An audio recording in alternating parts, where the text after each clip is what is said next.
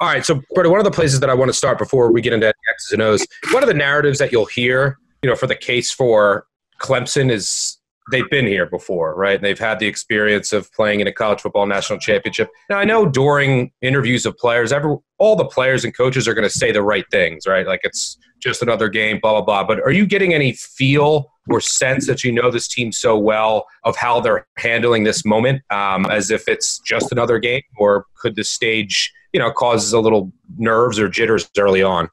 Yeah, I kind of point to I thought it was an interesting comment Kirby Smart made before the SC championship game. He kept getting questions about, George is more used to the SC title game than LSU is. Do you think that's an advantage? And he kind of laughed and he was like, I mean, maybe, but at the end of the day, LSU has played at Alabama, at Texas. They played Auburn, Florida, all these teams. I mean, playing at the highest level isn't really that new to them. And, I think there's something to the idea that Clemson has, that is something that's important. But I kind of tend to agree to Kirby Smart's point that, at the end of the day, they've been tested on the biggest stages, and this is about to be a home game in their own environment. I always go back to also the comparison between last year's LSU team going into the Alabama game and this year's, because last year that team looked tight. That team looked nervous, not nervous, but really pent up and really just kind of anxious going into that game. This year there was just more of a general confidence, just a calmness, Ed Ogeron wasn't pushing as hard. It was just a belief that they're the better team. That's the same kind of thing I've seen this year. This is a team that is just kind of sure of itself, and it's a coach that's more sure of himself than I think I've ever seen him. And I think that's my long-winded answer to your question. And, the thing is they were loose by the time they got into that bowl game against Central Florida last year. I mean, the number of passing attempts and how,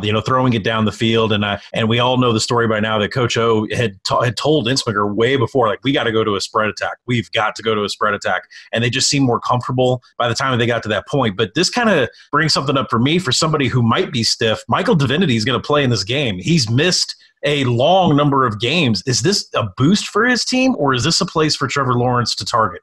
That's a good question. I mean, I don't think he's going to see the field more often than third downs. I mean, he's going to be back on their third down package, but even before the suspension, he was not a three-down player anymore. He had kind of been marginalized. I mean, don't get me wrong. He is a very, very good pass rusher, but he's not a guy you can trust there that often. So, I mean, my guess is you'll see him, LSU on third downs, what Dave Aranda basically always goes to is their cheetah package, which is basically one true defensive lineman, 5 linebackers, and 4 of them are more pass rush types, and then 5 defensive backs. And that's really where you'll see Divinity. I mean, if you see them go base, which they might a little, if they go base, yes, that's the area for Trevor Lawrence to attack. There's no doubt about it. But I just wouldn't expect to see them go base too often.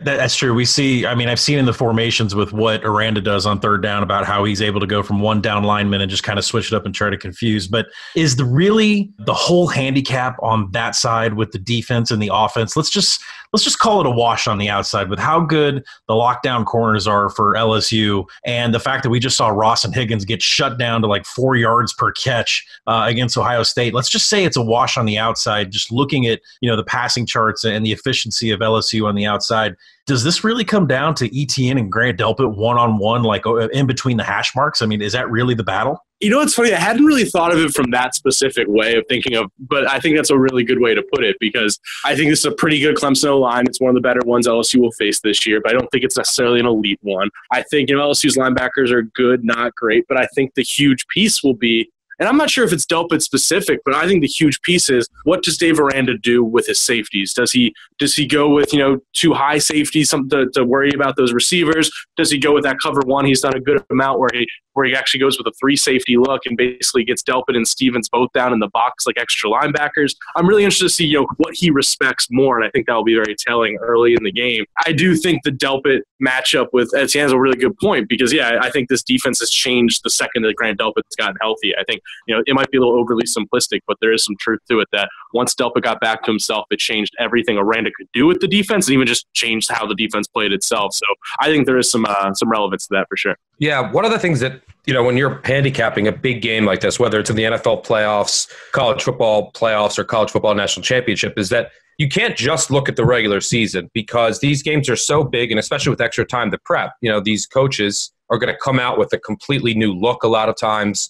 We saw it last week with the Vikings. Zimmer comes out and he puts his 2 best D linemen up in the middle and blows up the pocket, things like that. And they play a different defense on the back end. So let's put our thinking hat on, which is what you have to do. If you were Clemson, how would you attack this LSU defense? Is it in the slot? Is it trying to go really, really, super fast rocket tempo and try to wear out the D-line, the interior of the D-line? Where do you think the weakness is, and where do you think Clemson will try to attack?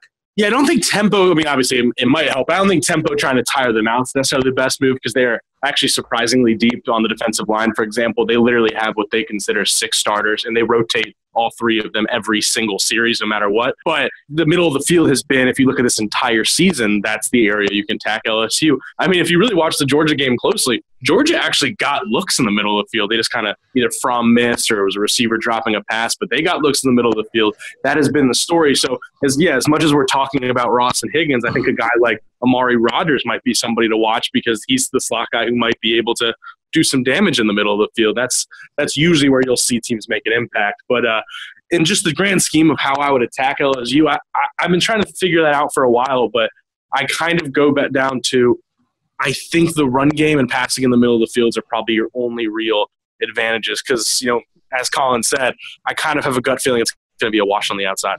I've read Grace Rayner's piece, and I've read your piece and your guys' combined piece, and there's some overlap with what I put out on Action Network this morning, which is where exactly these teams are going to attack each other. And I think we all kind of agree that, the slot receivers could have some success going over the middle, and that the outside might not be the way to go. And I have to ask this, you're closer to the team than I guess anybody could be besides actually being on the team. And I kind of laugh about this, but could LSU – I've seen this elsewhere, and I've seen it in the numbers. Like, if they're running pistol and there's no motion, it's going to be a run. If there's motion and there's this kind of formation and Jefferson's in the slot, they're going to throw a pass. There's all kinds – Jamar Chase gets over half the play action passes.